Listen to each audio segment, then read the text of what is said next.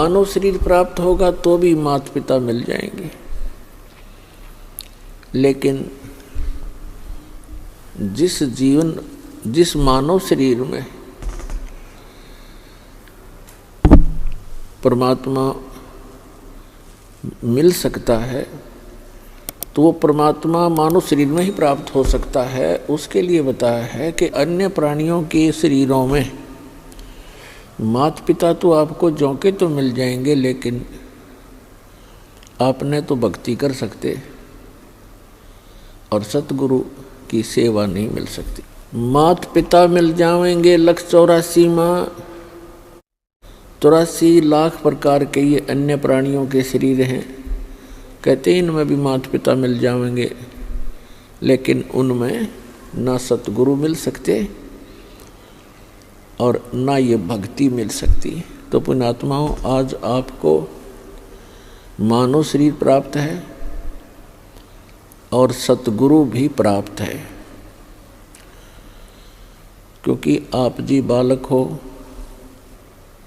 बच्चे को पता नहीं होता कि तुम जो स्टडी कर रहे हो उद्देश्य से, तो वो बच्चे यही लेकर चलते हैं कि हम इंजीनियर बनेंगे, डॉक्टर बनेंगे। टारगेट तो उनका होता है, प्रवेश भी प्राप्त कर लेते हैं, लेकिन उनको जब वो सफलता मिल जाती है उसके बाद उसकी उपलब्धि प्राप्त होती है। लेकिन टीचर को पता होता है कि ये बच्चे कितने अच्छी तरह पढ़ रहे हैं, प्रत्येक कार्य को ठीक से करके आ रहे हैं, इनका भविष्य उज्जवल है। तो उनमें से वो भक्त हैं जो लगन के साथ लगे हुए हैं, सच्ची श्रद्धा से, और परमात्मा की प्रत्येक मर्यादा में रहकर चल रहे हैं। तो पुण्यात्माओं, मानुष जीवन दुर्लभ है, ये मिले न बारंबार, और जैसे तरवर से पत्ता टूट गिरे वो फिर नहीं लगता डार। आप ऐसे भयंकर लोक में रह रहे हो और आप जी के बस की बात नहीं है। काल भगवान ने ये सुनियोजित तरीके से हम सभी को यहाँ जकड़ रखा है। यहाँ पर प्रत्येक प्राणी विवश है, एक दूसरे में मोह, संपत्ति में मोह, ये जीव के बस का नहीं, इन त्याग सके, क्योंकि ये जितना प्रबल बता रखा है। फिर इसका विकल्प परमात्मा ने आके बताया है कि जो मैं ज्ञान बताऊं और जो साधना विधि तुम्हें बताऊं उस पर लगन से लग जाना, और फिर परमात्मा का काम शुरू होता है। वो अपने आप आपको जो सत भक्ति कर रहा होगा, मर्यादा में रह रहा होगा, उसको आसानी से इस काल के बंधन से छुटवा ले जाएंगे। अब हमारे साथ क्या बन गई, जैसे अब देखो प्रत्येक प्राणी को ये ज्ञान हो गया है कि हम गलत स्थान पर हैं, और यदि हम इसी तरह इन्हीं आशाओं को लेकर जीते रहे तो हम यहीं फंसे भी रह जाएंगे, और हम इन बंधनों से छूटने की चेष्टा भी कर रहे हैं। और अभक्त हैं जो भी हैं परमात्मा के ज्ञान से परिचित हो जाते हैं, तो उनके साथ कैसे बनता है। कहते हैं जैसे ये बंदर पकड़ने वाले क्या करते हैं, इस काल भगवान ने हमारे साथ ऐसे कर रखा है। ये बंदर पकड़ने वाले क्या करते हैं, एक ऐसा एक बर्तन रखते हैं स्टील का जैसा भी, जिसका ऊपर से मुंह बहुत तंग होता है, जैसे सुराही सी होती है, और उनको मिट्टी में गाड़ देता है जमीन में, और उनके आसपास कुछ रोटी के टुकड़े या दाने, कनक बिखेर देता है, चने, और ऐसी छोटे छोटे कई गाड़ देता है वो पात्र, सुराही सी लोहे की, और उनके अंदर अच्छे गेहूं चने ज़्यादा डाल देता है। अब बंदर आते हैं, उन बाहर के दानों को देखकर उनको खाने लगते हैं। फिर झांक कर देखते हैं, वो क्या देखते हैं कि उस सुराही के अंदर बहुत ज़्यादा, उस जार के अंदर बहुत ज़्यादा चने पड़े हैं। वो उसमें हाथ घुसोड़ के और मुट्ठी भर लेता है, और मुट्ठी भर के फिर वो भागने की सोचता है कि ले अच्छा माल मिल गया, भाग लूँ। अब वो मुट्ठी भरने के बाद वो मुट्ठी अड़ जाती है उसके मुंह के अंदर, सुराही के जार के मुंह में फंस जाता हाथ उसका। अब उसमें इतनी अकल नहीं कि इसने मुट्ठी खोल दूं जान बच जा। वो मुट्ठी भी नहीं खोलता है और चिल्लाता है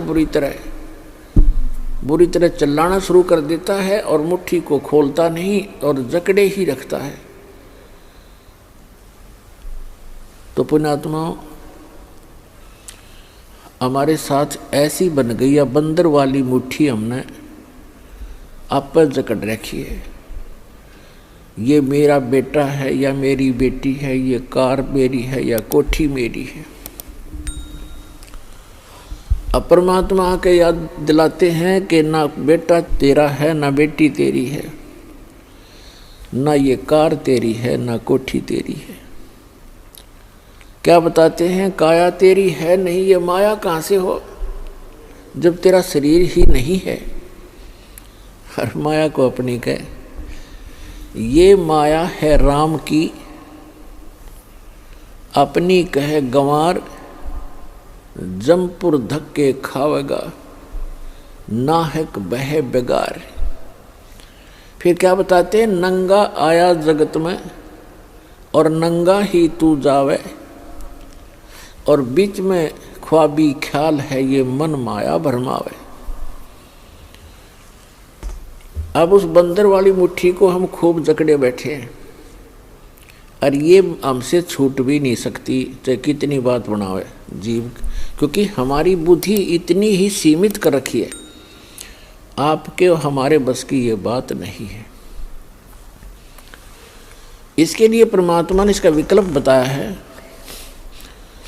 जैसे वो बंदर फंस चुका था और शिकारी को पता था, बंदर पकड़ने वाले को, कि अब ये कहीं नहीं जाएगा, ये मूर्ख फंसा रहेगा, आराम से बैठा रहता है वो। और दूसरी स्थानों पर उसने कई जगह पर ऐसा कर रखा होता है, जाल फैला रखा होता है। तो उसी समय एक व्यक्ति आया, उसने देखा कि एक बंदर ये फंस गया, मूर्ख। बोला, हाथ मुट्ठी छोड़ता नहीं, मुट्ठी खोल लेगा नहीं तो किसी प्रकार भी नहीं निकला है, और मुट्ठी छुड़वाने की चेष्टा करे, मन माने बुड़का भर ले, काट ले मुँह ते। तो हमारी ऐसी दशा होगी, किसी को नो समझावे कि ये जिस संपत्ति और संतान को तू अपना मानने बैठा है, भगत ये तेरी नहीं है, इसके साथ साथ तू परमात्मा को याद कर। तो हमने खूब देखा है, हम ऐसे स्थान में जन्मे थे, वो क्या कहा करते कि भगवान के खान ने देगा, अपना करके खाना होता है, भगवान के ले रहा है। ऐसी तरह के भी लोग हमने देखे, क्योंकि ज्ञान ना होने से हम ये भाषा बोलेंगे फिर। तो उसने क्या किया उस व्यक्ति ने कि ये बोला बंदर फंस गया, और ये शिकारी इसको बेचेगा, फिर कोई इसका दुरुपयोग करेगा, इसको फिर इसके साथ जो है ना अपना रोजी रोटी ले जाते हैं, गाँव में शहरों में बंदर का तमाशा दिखाते हैं, खेल दिखाते हैं, ऐसे जीव को दुखी करेगा। तो पुण्यात्मा उसने क्या किया, जैसे वो बंदर मुट्ठी फंसाए बैठा था, उसके हाथ की रेंज से, दूसरे हाथ की रेंज से थोड़ी सी दूरी पर केला डाल दिया, एक केला।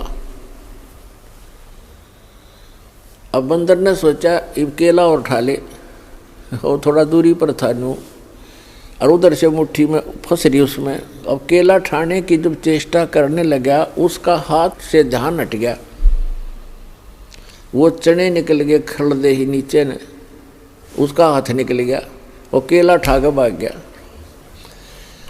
जान बची, बढ़िया चीज मिली। तो परमात्मा ने हमारे को राम नाम का केला दे दिया, इसने ठा के भाग जाएंगे, हमारा बस किया मुट्ठी छोड़नी को ना।